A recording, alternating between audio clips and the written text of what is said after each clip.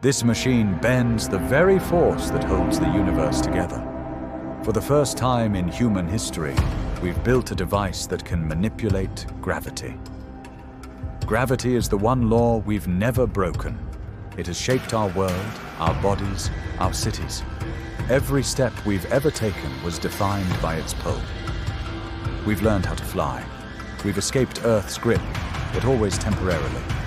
No one has ever controlled gravity, until now. This is the beginning of something new. This is the age of anti-gravity. It begins with a hum. A field, invisible but powerful, begins to form. Not around a spacecraft or a lab experiment, but around the human wrist. This is the personal anti-gravity unit. The first device in human history that doesn't resist gravity. It controls it. It calibrates in seconds. Sensors scan your mass, posture, and position. The onboard AI builds a live gravity map tailored to you, your center of mass, motion habits, and neural intent. The device creates a localized gravitic envelope, a distortion field that neutralizes Earth's pull on your body. It's not levitation by force, it's levitation by precision. The difference isn't just visible, it's felt. Every movement becomes frictionless. Every jump, a lift into space. Inside, a quantum-stabilized graviton core pulses at frequencies tuned to Earth's own field. It works like noise cancelling, but for gravity. When your body moves, the system responds instantly. You can lift, you can hover, you can descend, rotate, or move laterally with no contact, no thrust, no drag. It is freedom from friction, from weight, from limitation. This isn't transportation, it's transformation. Gravity is now wearable. At the heart of the personal anti-gravity unit is the quantum-stabilized gravity core, a miniaturized, contained reaction system that bends gravitational fields at the atomic level. It starts with controlled graviton oscillation, manipulating the fundamental particles theorized to carry gravitational force. By syncing these oscillations with Earth's field, the device creates a localized distortion bubble. This field effectively decouples the body from the planet's pull, not by cancelling gravity entirely, but by diverting its influence, like bending wind around a sail. Built-in AI monitors your every movement, adjusting the field hundreds of times per second to stabilize orientation, balance, and trajectory. When you move, the system moves with you. Lateral shifts, vertical ascent, full rotations, all feel as natural as walking. Because to the device, they are. Each user gets a personalized gravitational profile, mass, motion style, even muscle fatigue, all fed into the algorithm in real time, tailoring the experience for safety and control. It's not anti-gravity in name alone, it's gravity reprogrammed.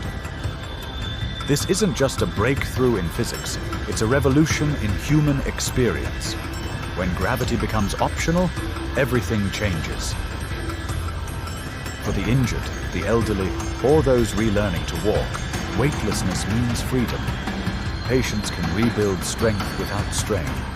Pain fades, possibility returns. In disaster zones, it means reaching the unreachable. Rescuers glide over wreckage, carry victims without strain, and escape danger in moments. No ropes, no ladders, no limits. In construction, it eliminates the need for scaffolding, cranes, or harnesses. Workers become mobile, weightless platforms, lifting, positioning, and maneuvering materials like never before. In space exploration, it enables astronauts to simulate off-Earth physics without ever leaving the planet. From orbital construction to planetary exploration, human movement becomes universal.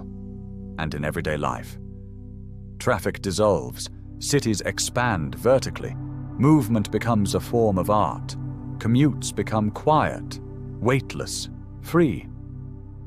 We once built machines to overcome gravity. Now we carry that power on our wrist. Every great power carries a shadow. When we take control of gravity, we don't just break a rule of physics, we rewrite the rules of risk. System failure, magnetic interference, or a moment of desync, and a controlled levitation becomes a free-fall. Redundant safety systems exist, but when gravity is turned off, what happens if it turns back on unexpectedly? In the wrong hands, it's more than a tool. It's a weapon. Tactical levitation, anti-gravity suppression fields, directed gravitic pressure, wars no longer fought on the ground, but above it. Who gets to float? If gravity becomes a product, a privilege, a borderless space for the wealthy, do we divide the world into those who rise and those who remain grounded? As with any connected device, it can be hacked, jammed, or spoofed. A floating human becomes a target, not just for physical threats, but for digital ones. We were born under the pull of gravity. It shaped our bones, our cities, our myths. Now that we can escape it, we face a new question. Not just what can we do, but what should we? From the moment we stood upright, we've been reaching upward, first to climb, then to fly, and now to float. For centuries, gravity defined the limits of the human body, but limits are meant to be moved. We've built wings, we've launched rockets, but this is different. This isn't escape. This is evolution. We aren't just rising above the ground.